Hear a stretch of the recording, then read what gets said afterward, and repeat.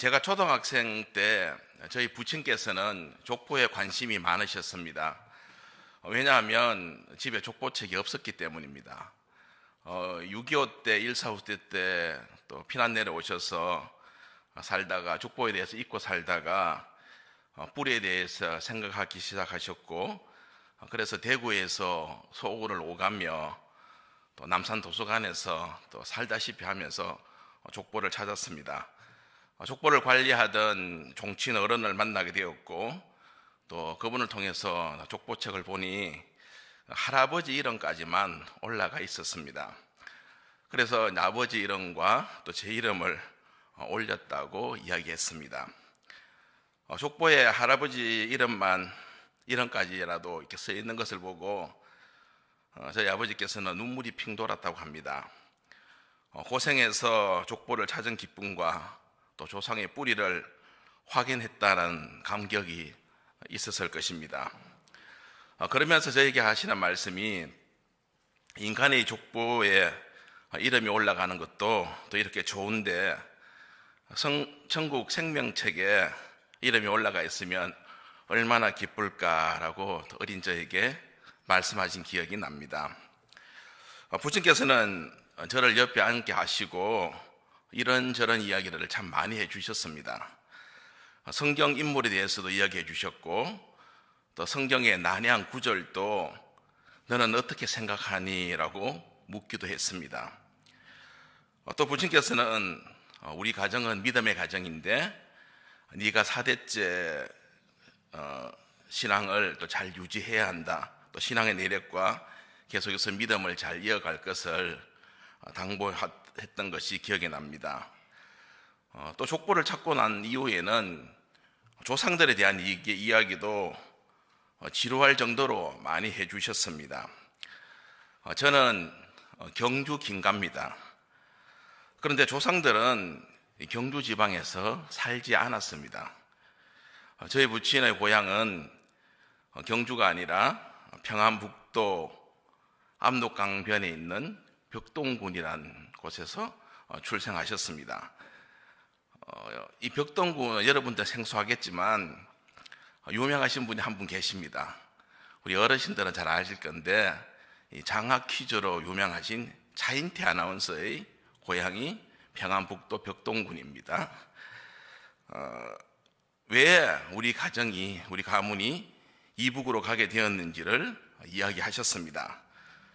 조선 세종 때 변방을 개척하기 위해서, 사군 육진을 개척하기 위해서 삼남지방 사람들을 이제 강제로 이주시킨 정책이 있는데, 그것이 3인 정책이라고 합니다. 이 정책으로 인해서 경주 지방에서 살았던 저희 조상들은 압록강변으로 가게 되었고, 또 그곳에서 수백 년 동안 정착을 했다고 합니다. 여러분, 제가 이런 이야기들을 어떻게 알겠습니까? 부친께서 자세히 이야기해 주셨기 때문에 제가 알고 있는 내용들입니다. 또 뿐만 아니라 가문의 내력, 또 믿음의 내력, 또 6.25 피난민 생활과 또 제주도 수용소에서의 그런 이야기들, 또 부친께서 어렵게 공부하시던 시절의 이야기, 물론 성경 이야기도 기본적으로 해주셨고요. 저희 조부께서는 목회자였었는데 저희 아버지가 오히려 더 목회자 같은 모습이 있었습니다.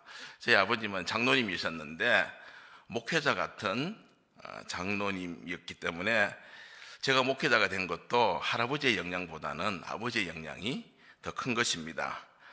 그래서 저는 어릴 때부터 비교적 부친의 이야기를 옆에서 잘 듣는 편이었습니다. 그래서 토론도 많이 하고 또 그렇게 지냈는데, 지나고 나서 생각해 보니까 그것은 바로 이야기 신앙 전수였습니다. 성경 속에서 우리가 만난 하나님은 믿음의 대를 이어가는 것을 굉장히 중요하게 여기십니다.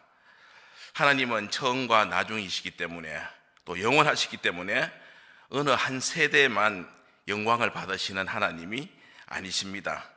세대를 이어가면서 세대마다 또 영광을 받으시고 또 인생들에게 복내려 주시기를 원하시는 분이 바로 우리 하나님 아버지십니다. 그러므로 이전 세대는 다음 세대를 위해서 믿음을 잘 전해 주어야 하고, 또 다음 세대는 그 다음 세대에게 하나님의 놀라운 은혜를 잘 이어가야 하는 것입니다. 여러분, 여기서 우리가 깊게 생각해야 할 것이 있습니다. 다음 세대, 오늘은 좋은 나무 동산이라고 하겠습니다. 좋은 나무 동산을 새롭게 세우는 이 일은 이전 세대가 도와주지 않으면, 또 헌신의 노력을 쏟지 않으면 불가능한 일입니다. 다음 세대 스스로는 일어서지 못합니다.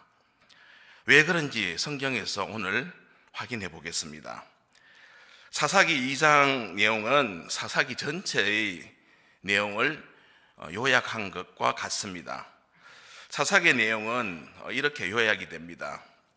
가장 먼저는 이스라엘 백성이 하나님을 배신한 이야기로 시작됩니다. 하나님께서는 많은 은혜를 내려주셨지만 이스라엘 백성은 하나님의 뜻을 거역하고 또 범죄하는 길로 들었습니다. 그러면 하나님께서는 이스라엘에게 가시나무와 같은 대적을 보내십니다. 그리고 그 대적들은 이스라엘 백성들을 괴롭히고 또 자신들의 가시를 가지고 마구 이스라엘 백성들을 찔렀습니다. 고통스러운 신음소리가 온 땅에 가득했습니다. 그런 고통 후에 이스라엘 백성들은 하나님께 부르짖었습니다. 하나님, 우리를 구원하여 주시옵소서, 도와주시옵소서.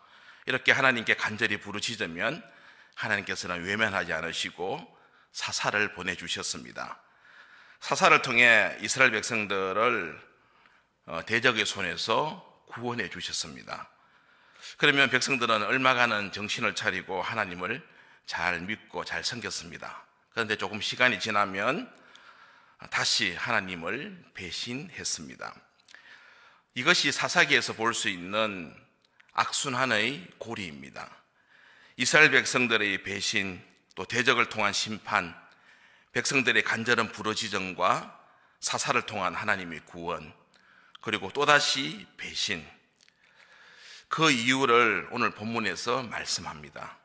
그것은 바로 신앙의 유산이 다음 세대에 전해지지 않았기 때문입니다.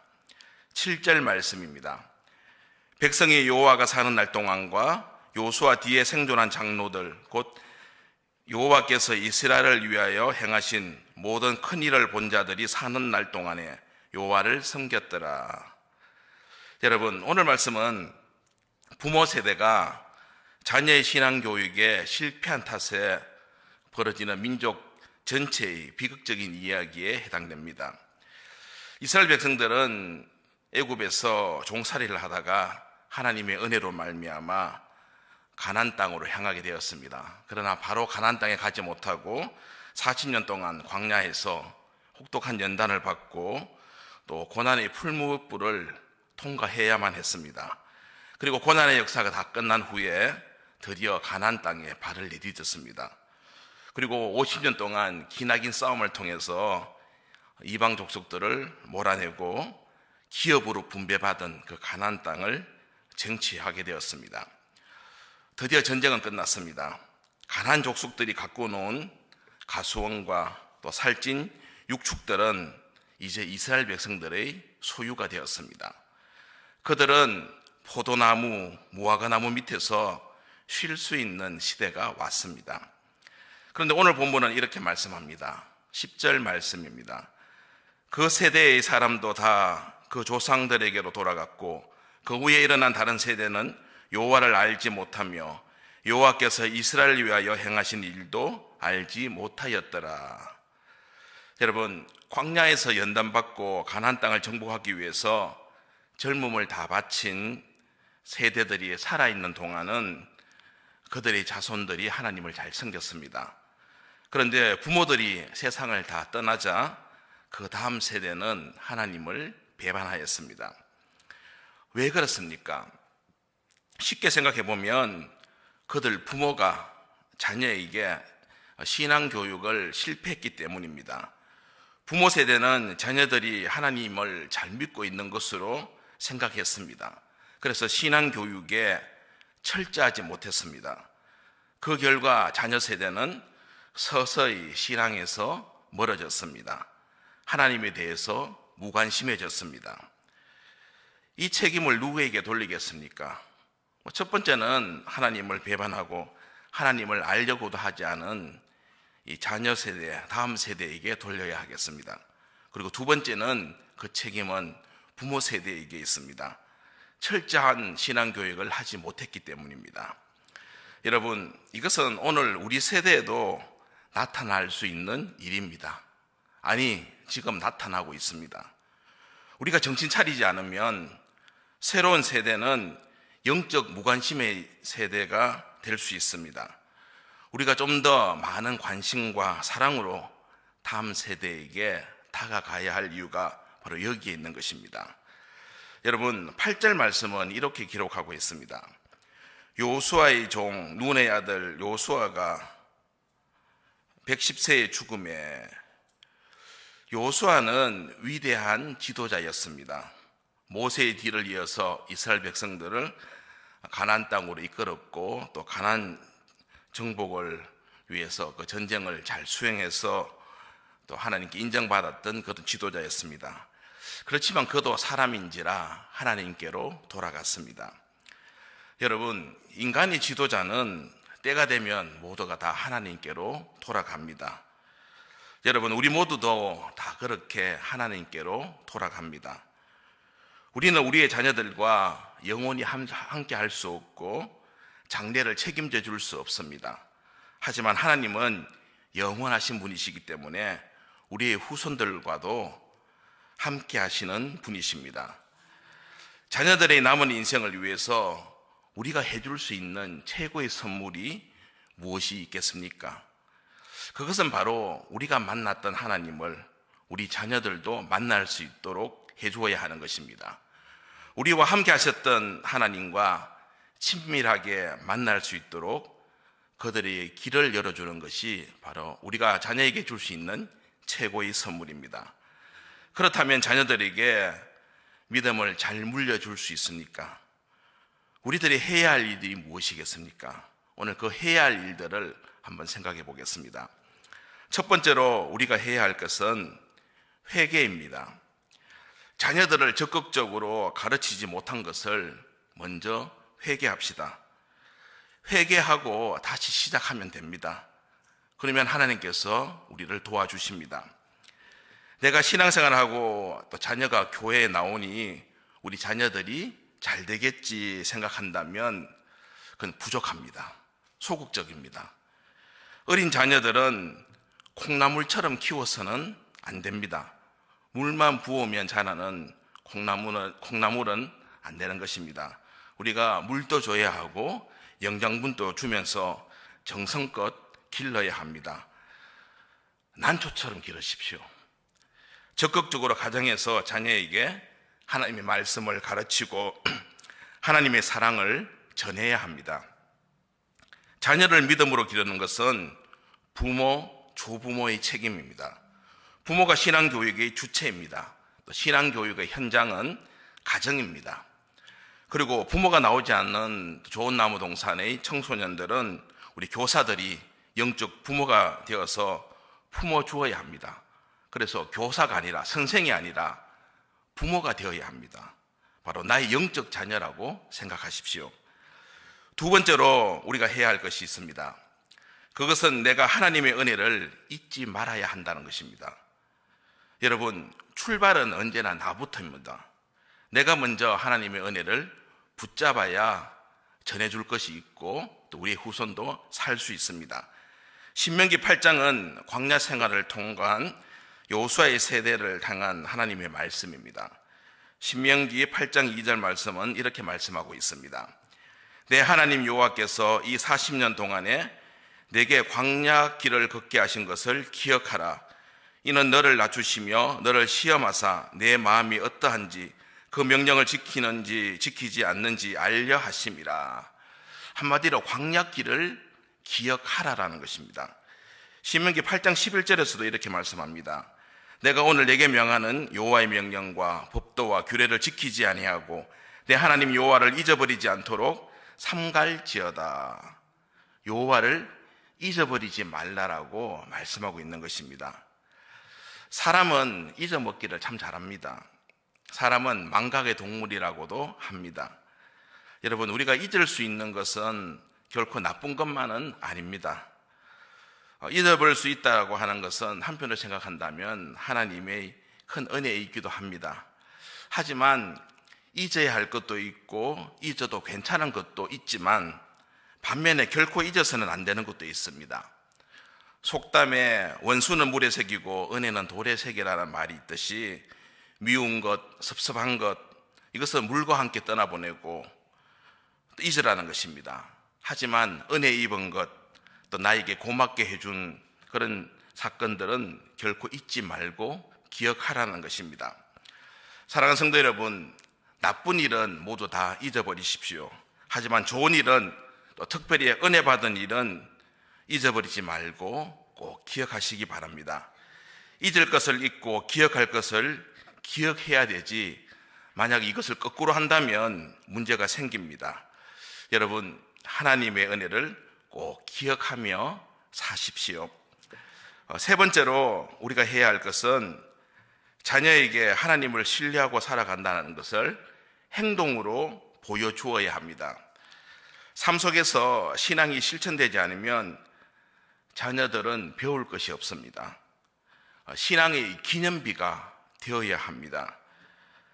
하라, 해라라는 말보다 더 중요한 것은 내가 하라는 것을, 자녀에게 하라는 것을 보여주는 것이 더 중요한 것입니다. 우리는 자녀에게 하라라는 말은 참 많이 하죠. 그렇지만 그것을 내가 실천을 하는지 곰곰이 한번 생각해 보십시오.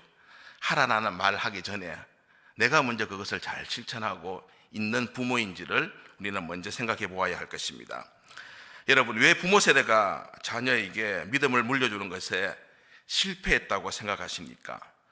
오늘 말씀 6절을 보면 전에 여호수아가 백성을 보내매 이스라엘 자손이 각기 그들의 기업에서 가서 땅을 차지하였고 땅을 차지하였다라는 말이 있는데, 이 말씀은 이스라엘 백성들이 하나님께서 기업으로 주신 많은 땅들을 전쟁을 통해서 차지하게 되었다라는 것입니다.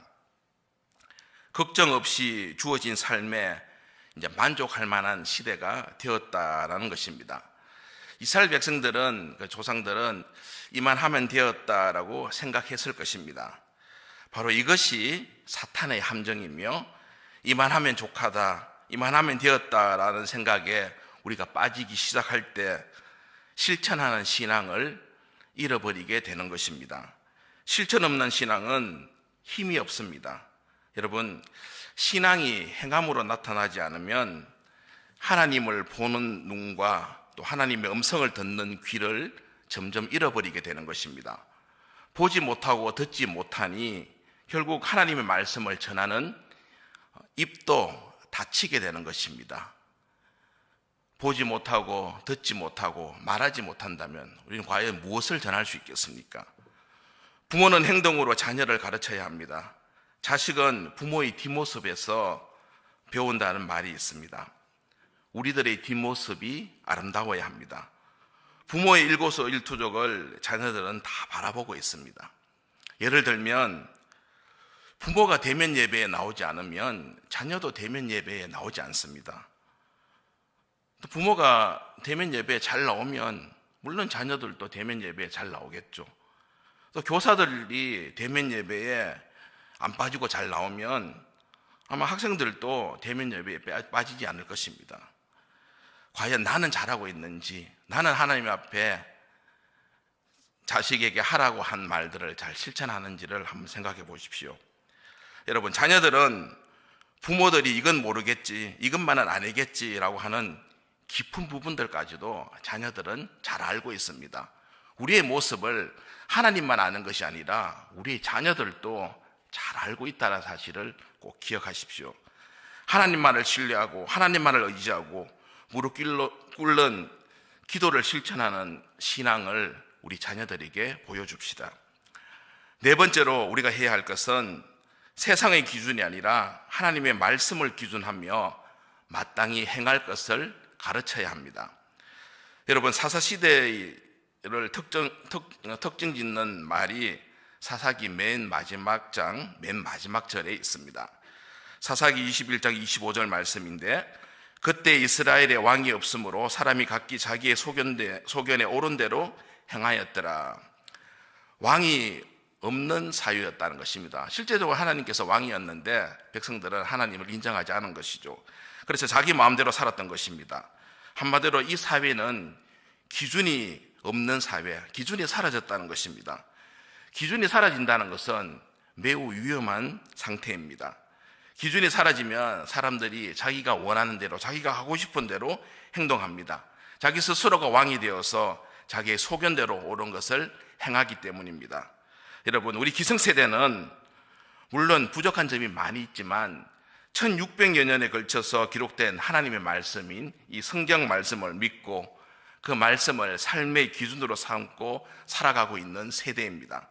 하지만 다음 세대인 우리 자녀들의 세대는 이른바 포스트 모더니즘의 시대를 살고 있는 것입니다. 바로 포스트 모더니즘의 사상들이 이 세상을 지배하고 있습니다. 절대적인 진리보다 자신들의 감성이나 직관을 더 중요시하는 시대에 우리는 살고 있습니다. 옳고 그름을 가르는 절대적인 기준이 사라지고 있는 것입니다. 그렇기 때문에 이 시대에 우리가 자녀들을 교육하기가 참 힘듭니다. 바로 위기의 시대를 우리가 살아가고 있는 것입니다. 우리 자녀들이 세상의 기준을 받아들이기 전에 하나님의 말씀으로 우리는 무장시켜야 합니다. 하나님은 요수아의 세대를 향해서 신명기 6절에서 9절까지의 말씀을 주셨는데, 이 신명기 6장 6절에서 9절 말씀은 원래 엄청 많이 들으셨을 것입니다. 많이 들으셨겠지만 또 한 번 들어보십시오. 오늘 내가 내게 명하는 이 말씀을 너는 마음에 새기고 내 자녀에게 부지런히 가르치며 집에 앉았을 때든지 길을 갈 때든지 누워있을 때든지 일어날 때든지 이 말씀을 강론할 것이며, 너는 또 그것을 내 손목에 메어 기호를 삼으며 내 미간에 붙여 표를 삼고 또 내 집 문설주와 바깥문에 기록할지니라. 물론 이 일은 쉬운 일은 아닙니다. 하지만 우리가 해야 할 일입니다. 반복해서 하나님의 말씀과 은혜를 가르쳐야 합니다. 귀에 못이 박도록 하나님께서 우리 가정에게 하신 일을 증거해야 합니다. 또 우리 자녀에게 잠언 22장 6절 말씀처럼 마땅히 행할 길을 아이에게 가르치라. 그리하면 늙어도 그것을 떠나지 아니하리라 라는 말씀을 우리는 기억해야 하겠습니다. 이 말씀처럼 적극적으로 마땅히 해야 할 길을 우리 자녀들에게 가르쳐야 합니다. 그러면 마땅히 해야 할 것이 무엇입니까?